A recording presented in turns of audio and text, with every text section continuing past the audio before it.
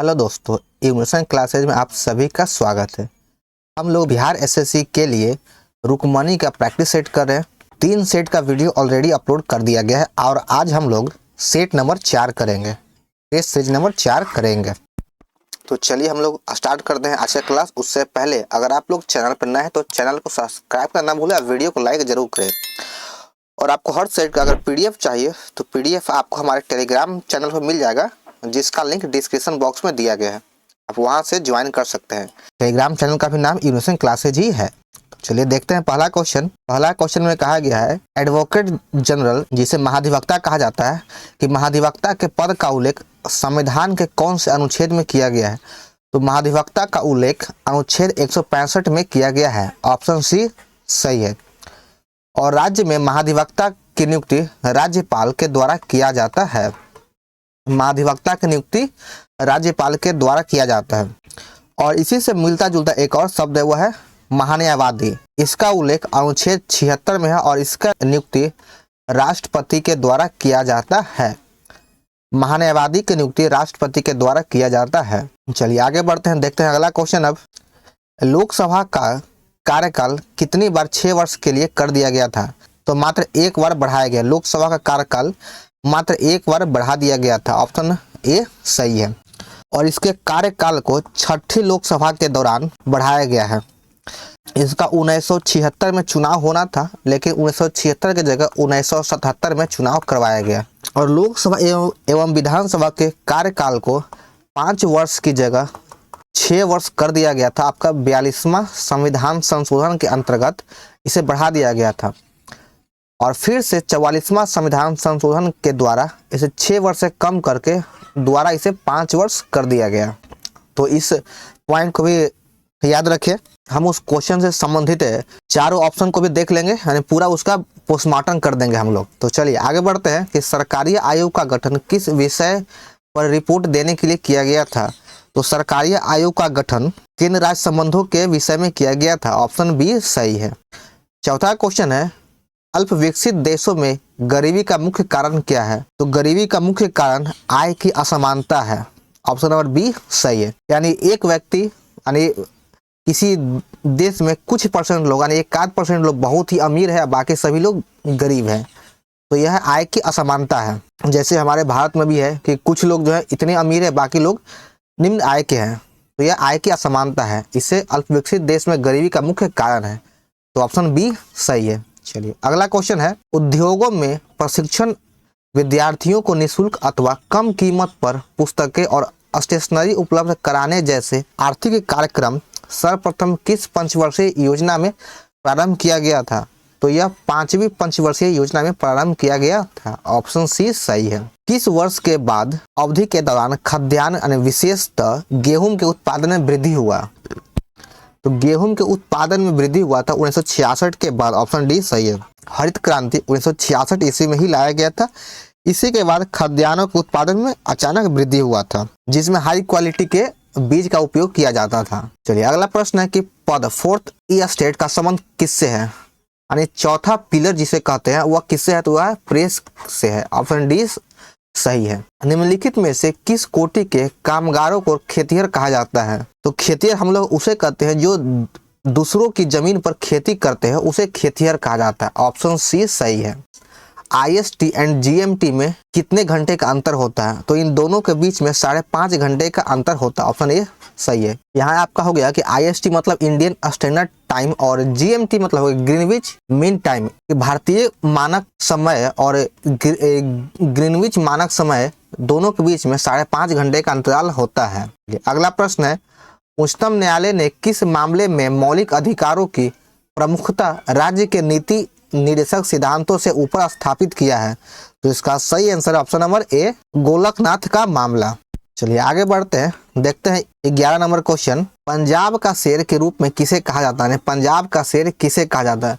तो पंजाब का शेर लाला लाजपत राय को कहा जाता है। ऑप्शन सी सही है। और इनकी मृत्यु साइमन कमीशन के बहिष्कार करते हुए 1928 ईस्वी में हो गया था। संविधान में मौलिक कर्तव्य को किस संविधान संशोधन के द्वारा शामिल किया गया है। तो मौलिक कर्तव्य को 42वां संविधान संशोधन 1976 ईस्वी में शामिल किया गया है। अगला प्रश्न है 13 नंबर कि लोकसभा में अविश्वास प्रस्ताव प्रस्तुत करने के लिए कम से कम कितने सदस्यों का समर्थन चाहिए? तो अविश्वास प्रस्ताव प्रस्तुत करने के लिए कम से कम मिनिमम 50 सदस्यों का समर्थन होना आवश्यक है। ऑप्शन नंबर सी सही है।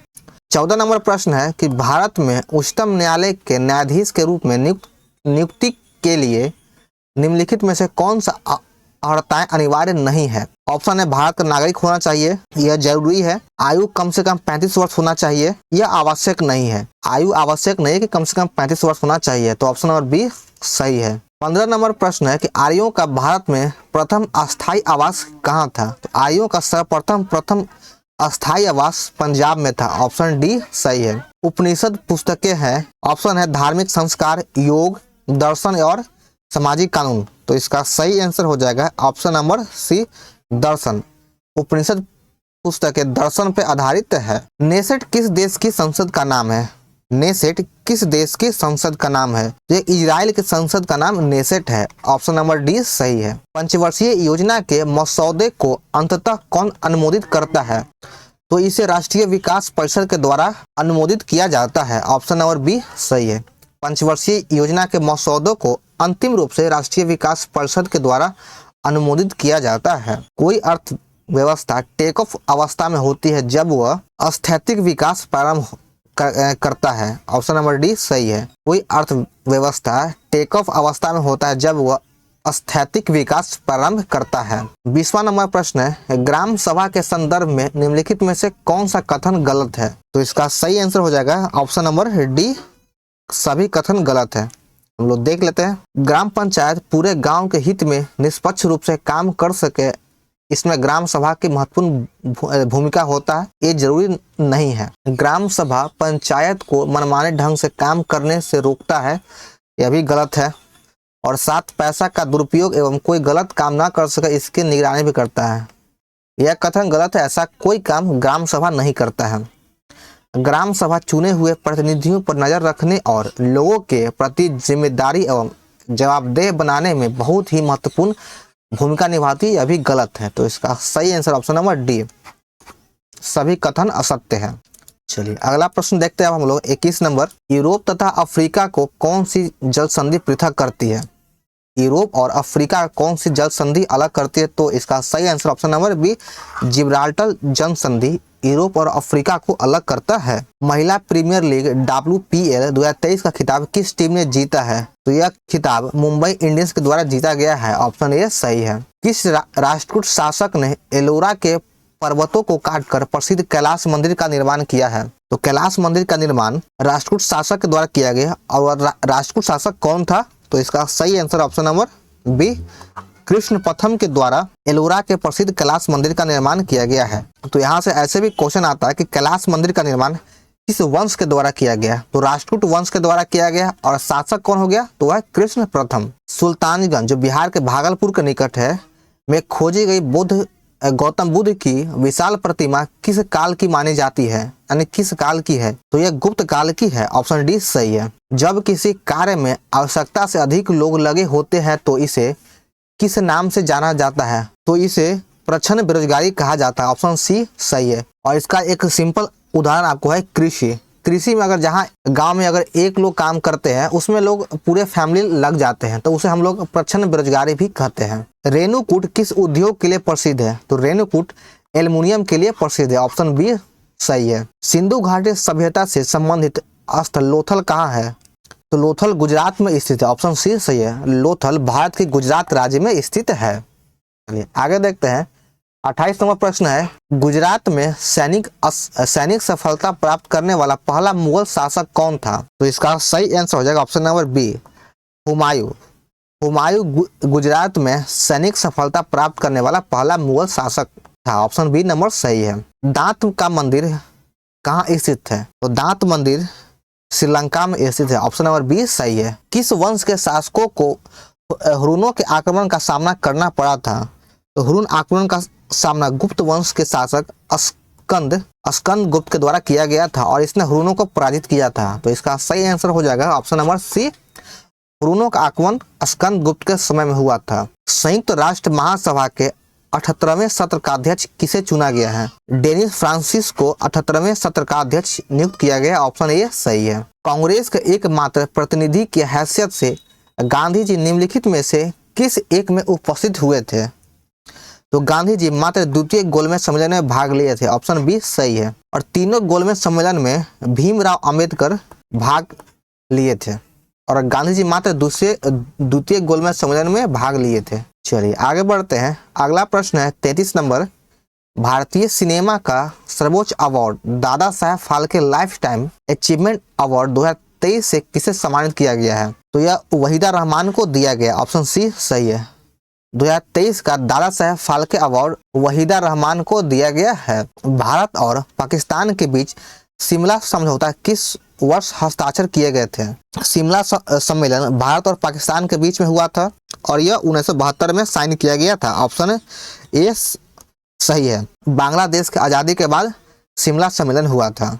अगला प्रश्न है 35 नंबर। तलवंडी किससे संबंधित पवित्र स्थल है? तो तलवंडी का संबंध गुरु नानक देव से है। ऑप्शन सी सही है। और तलवंडी अभी वर्तमान में पाकिस्तान में स्थित है। चलिए आगे बढ़ते हैं, देखते हैं अगला प्रश्न 36 नंबर। 36 नंबर प्रश्न है आर्य समाज की स्थापना कहाँ हुई थी? तो आर्य समाज की स्थापना बम्बई में किया गया था और आर्य समाज की स्थापना बम्बई में 1875 ईस्वी में दयानंद सरस्वती के द्वारा किया गया था। इसको भी नोट कर ले कि आर्य समाज की स्थापना 1875 में दयानंद सरस्वती के द्वारा किया गया था। संसार का सबसे गर्म मरुस्थल कौन सा है? तो संसार का सबसे गर्म मरुस्थल सहारा का है। ऑप्शन ए सही है, जो दक्षिणी अफ्रीका में स्थित है, दक्षिणी अफ्रीका महाद्वीप में स्थित है। निम्नलिखित में कौन भारत के संसद का भाग नहीं है? तो इसका सही आंसर ऑप्शन नंबर बी मंत्रिपरिषद संसद का भाग नहीं है। संसद का भाग है राष्ट्रपति, लोकसभा और राज्यसभा। 39 नंबर क्वेश्चन है भारत में शकों के प्रभुत्व को नष्ट करने वाला शासक कौन था? तो इसके प्रभुत्व को चंद्रगुप्त द्वितीय के द्वारा नष्ट किया गया था। ऑप्शन डी सही है। सर्वाधिक महत्वपूर्ण ब्राह्मण ग्रंथ कौन है? तो सबसे उपयुक्त ब्राह्मण ग्रंथ है Shatapatha Brahmana. Option number B सही है। सूरत में अंग्रेजों को फैक्ट्री खोलने की आज्ञा देने के लिए फरमान जारी करने वाला पहला मुगल शासक कौन है? तो इसका सही आंसर हो जाएगा ऑप्शन नंबर बी जहांगीर के द्वारा यह फरमान जारी किया गया था। और सबसे पहले सूरत में 1608 में फैक्ट्री खोलने की बात हुई, लेकिन जहांगीर ने उस समय परमिशन नहीं दिया था। फिर जाके आपका 1613 ईस्वी में सूरत में फाइनली फैक्ट्री खोला गया। चलिए आगे बढ़ते हैं। स्वर्ण ट्रांस किसको निर्दिष्ट करता है? तो इसका सही आंसर हो जाएगा ऑप्शन नंबर सी IMF द्वारा इसके सदस्यों को प्रदत्त एक साख प्रणाली को। 23 मई 2023 को त्रिपुरा पर्यटन विभाग ने किसे अपना ब्रांड एम्बेसडर नियुक्त किया है? तो त्रिपुरा पर्यटन विभाग ने सौरभ गांगुली को अपना ब्रांड एम्बेसडर नियुक्त किया है। ऑप्शन नंबर ए सही है। चलिए आगे देखते हैं। 44 नंबर क्वेश्चन है भारतीय रिजर्व बैंक के आधिकारिक चिन्ह क्या है? तो इसका आधिकारिक चिन्ह ताड़ का वृक्ष है। ऑप्शन ए सही है। अंतर्राष्ट्रीय वन दिवस 2023 में फॉरेस्ट एंड हेल्थ थीम के साथ कब मनाया जाता है? तो अंतर्राष्ट्रीय वन दिवस 21 मार्च को मनाया जाता है। ऑप्शन ए सही है। मई 2023 में भारत सरकार ने किस देश में सितवे बंदरगाह के संचालन का अधिकार प्राप्त किया है? तो सितवे बंदरगाह म्यांमार में स्थित है। ऑप्शन डी सही है। भारतीय संविधान के अनुच्छेद 123 के तहत अध्यादेश की घोषणा करने की शक्ति निम्नलिखित में से किसके पास होता है? तो अध्यादेश जारी करने की शक्ति भारत के राष्ट्रपति के पास होता है, जिसका उल्लेख अनुच्छेद 123 में है। दक्षिण अमेरिका महादेश के देश वेनेजुएला की राजधानी कहाँ है? तो वेनेजुएला की राजधानी कराकस में स्थित है। ऑप्शन बी सही है। वेनेजुएला की राजधानी कराकस है। अगला प्रश्न है मार्च 2023 में भारतीय मूल के किस रोबोटिक इंजीनियर को नासा के मून टू मार्स प्रोग्राम के प्रमुख के रूप में नियुक्त किया गया है? तो यह नियुक्त किया गया है अमित क्षत्रिय को। ऑप्शन ए सही है। जम्मू कश्मीर और लद्दाख दो केंद्र शासित राज्य कब बना? यह दोनों केंद्र शासित राज्य 31 अक्टूबर 2019 को बना। ऑप्शन सी सही है। चलिए अब देखते हैं हम लोग साइंस का क्वेश्चन। जीके का खत्म हो गया है, साइंस का स्टार्ट होता है। तो पहला 51 नंबर क्वेश्चन है कि जो पदार्थ जल के संपर्क में आने पर तत्काल कोलाइडी विलयन बना लेता है उसे क्या कहते हैं? तो उसे हम लोग जलरागी कोलाइडी कहते हैं। ऑप्शन डी सही है। स्वतंत्र गति के लिए किसी वस्तु पर कोई बल लगाया गया है, यदि बल का परिमाण तथा वस्तु का द्रव्यमान ज्ञात हो तो न्यूटन के दूसरे नियम की सहायता से हम क्या ज्ञात कर सकते हैं? तो न्यूटन के दूसरे गति नियम से हम वस्तु का त्वरण ज्ञात कर सकते हैं। ऑप्शन सी सही है। जब आप किसी वस्तु का बल और द्रव्यमान ज्ञात हो तो आप त्वरण ही ज्ञात करेंगे, क्योंकि F इक्वल टू द्रव्यमान गुना त्वरण होता है। चलिए आगे बढ़ते हैं। अबिंदुकता का दोष दूर करने के लिए निम्नलिखित में से किस लेंस का उपयोग किया जाता है? तो इसमें सिलिंड्रिकली लेंस का उपयोग किया जाता है, यानी बेलनाकार लेंस का उपयोग किया जाता है। अबिंदुकता में बेलनाकार लेंस का उपयोग किया जाता है। ऑप्शन नंबर ए सही है। 54 नंबर क्वेश्चन है, एक दूसरे से d दूरी पर स्थित m और m द्रव्यमान वाले दो वस्तुओं के बीच लगने वाला आकर्षण बल किसके व्युत्क्रमानुपाती होता है? तो यह उनके बीच के दूरी के वर्ग के व्युत्क्रमानुपाती होता है। ऑप्शन नंबर बी सही है। 55 नंबर क्वेश्चन है, पहले तापयनिक बल का आविष्कार किसके द्वारा किया गया था? तो यह आविष्कार थॉमस एडिसन के द्वारा किया गया था। ऑप्शन ए सही है। दांतों के अध्ययन से संबंधित विज्ञान को क्या कहते हैं? तो दांतों के अध्ययन से संबंधित विज्ञान को ओडोंटोलॉजी कहा जाता है। ऑप्शन नंबर ए सही है। फॉर्मल्डिहाइड और पोटेशियम हाइड्रोक्साइड को गर्म करने पर हम क्या पाते हैं? तो इन दोनों के संयोग से एथिल फॉर्मेट बनता है। ऑप्शन नंबर डी सही है। शरीर रचना विज्ञान का अध्ययन क्या कहलाता है? शरीर रचना विज्ञान के अध्ययन को क्या कहा जाता है? इसके अध्ययन को एनाटॉमी कहा जाता है। ऑप्शन नंबर ए सही है। कौन सी बीमारी सबसे तीव्र गति से फैलती है? तो प्लेग सबसे तेजी से फैलता है। ऑप्शन नंबर बी सही है। स्पाइरोगाइरा और प्लेनेरिया में क्या होता है? तो इन दोनों में पुनर्जनन होता है। ऑप्शन नंबर डी सही है। स्पाइरोगाइरा और प्लेनेरिया में पुनर्जनन होता है। नींद न आने के लिए उपयुक्त डॉक्टर शब्द क्या है? नींद न आने के लिए प्रयुक्त डॉक्टरी शब्द क्या है? तो इसका सही आंसर है option number B insomnia. Insomnia इसका सही आंसर है। यक्ष्मा रोग पैदा करने वाला कारक कौन सा है? तो इसका कारक है माइक्रोबैक्टीरियम। ऑप्शन नंबर ए सही है। चलिए अब देखते हैं 63 नंबर प्रश्न। आहार नाल के किस भाग में प्रोटीन्स का अमीनो अम्ल में निम्नीकरण होता है? तो इसका सही आंसर हो जाएगा ऑप्शन नंबर सी छोटी आंत में होता है। रुधिर कैंसर का दूसरा नाम है, तो इसे और हम लोग जानते हैं ल्यूकेमिया के रूप में। ब्लड कैंसर को हम लोग ल्यूकेमिया के रूप में जानते हैं। ऑप्शन नंबर डी सही है। चॉकलेट स्वास्थ्य के लिए हानिकारक हो सकते हैं क्योंकि उसमें निकेल पाया जाता है। ऑप्शन नंबर बी सही है। चॉकलेट में अधिक मात्रा में निकेल पाया जाता है। अतिचालक वे तत्व हैं जिनका प्रतिरोध बहुत न्यून तापमान पर लगभग शून्य हो जाता है। अतिचालक वे तत्व है जिनका प्रतिरोध बहुत कम तापमान पर लगभग शून्य हो जाता है। तो इसका सही आंसर हो जाएगा ऑप्शन नंबर बी। चलिए आगे बढ़ते हैं। 67 नंबर क्वेश्चन है, एक ध्वनि तरंग की आवृत्ति 50 हर्ट्ज है और इसकी तरंग दैर्घ्य 4 मीटर है, तो ध्वनि तरंग की चाल क्या होगा? तो ध्वनि तरंग की चाल 200 मीटर प्रति सेकंड होगा। ऑप्शन नंबर ए सही है। और ध्वनि तरंग की चाल बराबर होता है आवृत्ति गुना तरंग दैर्घ्य, यानी हो गया 50 गुना 4 बराबर हो गया 200 मीटर प्रति सेकंड। 200 मीटर प्रति सेकंड। तो इसका सही आंसर ऑप्शन नंबर ए। चलिए आगे बढ़ते हैं। 68 नंबर क्वेश्चन है, दौड़ के दौरान धावक का गुरुत्व केंद्र कहाँ होता है? तो दौड़ के दौरान धावक का गुरुत्व केंद्र शरीर के मध्य में होता है। ऑप्शन सी सही है। रासायनिक रूप से मिल्क ऑफ मैग्नीशिया क्या होता है? तो milk of magnesia magnesium hydroxide होता है। ऑप्शन नंबर डी सही है। मैग्नीशियम एक मिश्र धातु है जो एल्युमिनियम और मैग्नीशियम के संयोग से बनता है। ऑप्शन नंबर ए सही है। आंख का वह कौन सा भाग है जिसमें वर्णक होता है और जो किसी भी व्यक्ति की आंख का रंग निश्चित करता है? तो इसका सही आंसर हो जाएगा ऑप्शन नंबर सी परितारिका या आइरिस। इसका सही आंसर ऑप्शन नंबर सी यही परितारिका या आइरिस व्यक्ति की आंख का रंग निश्चित करता है। 72 नंबर क्वेश्चन है, इलेक्ट्रॉन सूक्ष्मदर्शी के माध्यम से क्या देखा जाता है? तो इलेक्ट्रॉन सूक्ष्मदर्शी के माध्यम से जीवाणु तथा विषाणुओं की संरचना को देखा जा सकता है। निम्नलिखित में से कौन से तत्व समूह के समान वर्ग से संबंधित है? तो इसका सही आंसर हो जाएगा option number C lithium, sodium और पोटेशियम। 74 नंबर प्रश्न है, वह उपकरण कौन सा है जिससे समुद्रों की गहराई को मापने के लिए ध्वनि तरंगों का उपयोग किया जाता है? तो इसमें सोनार का उपयोग किया जाता है। ऑप्शन नंबर बी सही है।